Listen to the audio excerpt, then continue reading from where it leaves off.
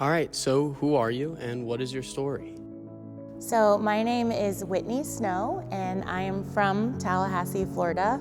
I grew up here, and growing up, I was a really creative kid, outgoing, and really loved dancing and singing, and kind of followed that passion. And as a kid, I got more and more into theater, and joined a youth theater here in Tallahassee.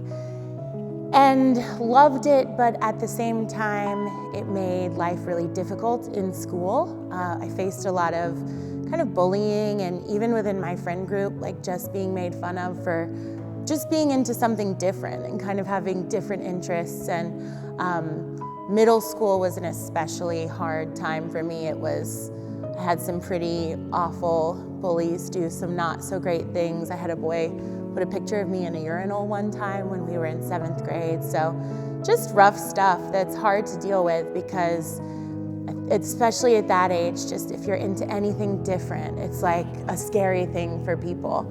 And so I really kind of took a beating for that. But I kind of pressed on, and I think I think it's made me a stronger person in the long run. I think I've learned how that having a safe space like the theater to express yourself and be creative and be weird and silly and different and no one judge you there is like such an important place to have. So I have, in my adult life, really tried. I moved to New York, thought I wanted to be on Broadway, got a degree in musical theater, the whole kit. But I really quickly realized that like the business of the business wasn't why I loved theater. It was the relationships and the community that it creates, and just like the expression that it fosters and the creativity and the friendships. Some of those kids that I grew up doing theater with in that youth theater are still some of my closest friends today. And so I'm really grateful that that safe space existed. And I've in turn realized that being on Broadway was like not the answer for me, that it was creating those spaces for other young people. So I have become a theater educator, and I've worked with adjudicated teenage boys and created theater programming for them. I've worked with older adults, little kids, older kids, kind of all over the place, but always with the goal of like, I don't really care if we put on the best show in the world. I'd much rather create safe spaces and awesome places for people to express themselves, and just a space where everyone is equal to just be who they are and what they want to be.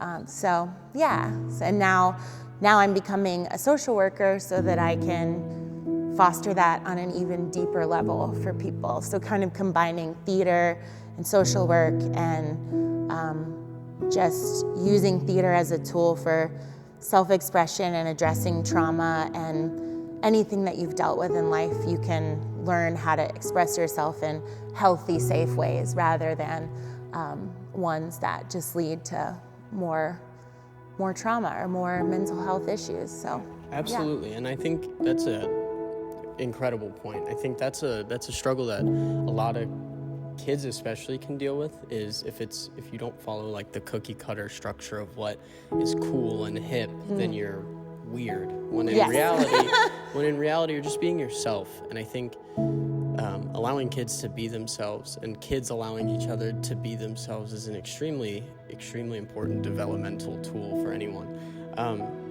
You talked a lot about,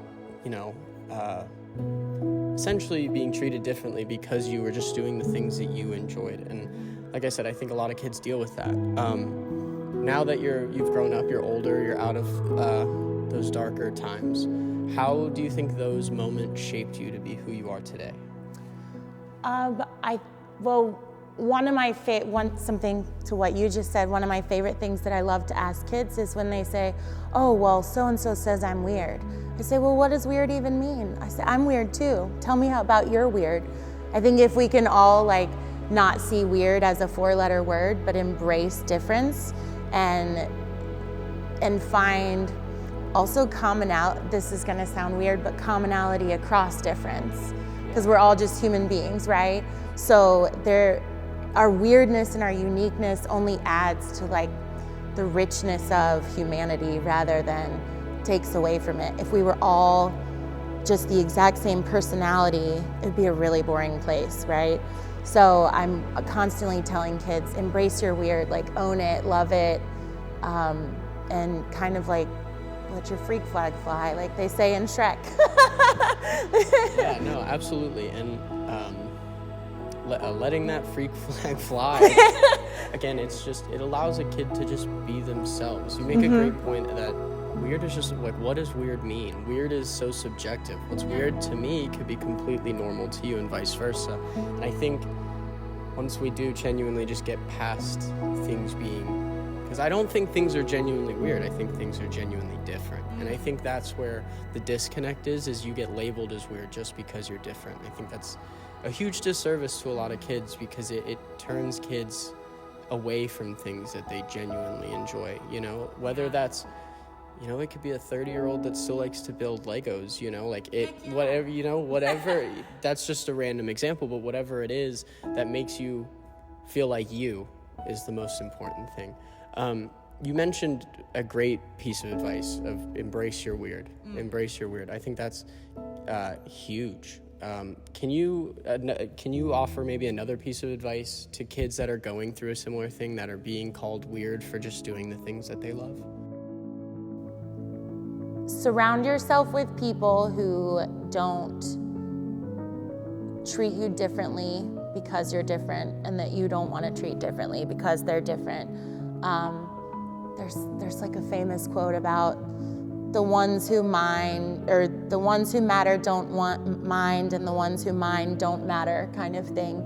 And be open to other people's weird too. If we were all more open and accepting, the world would be a much cooler place. I think. Totally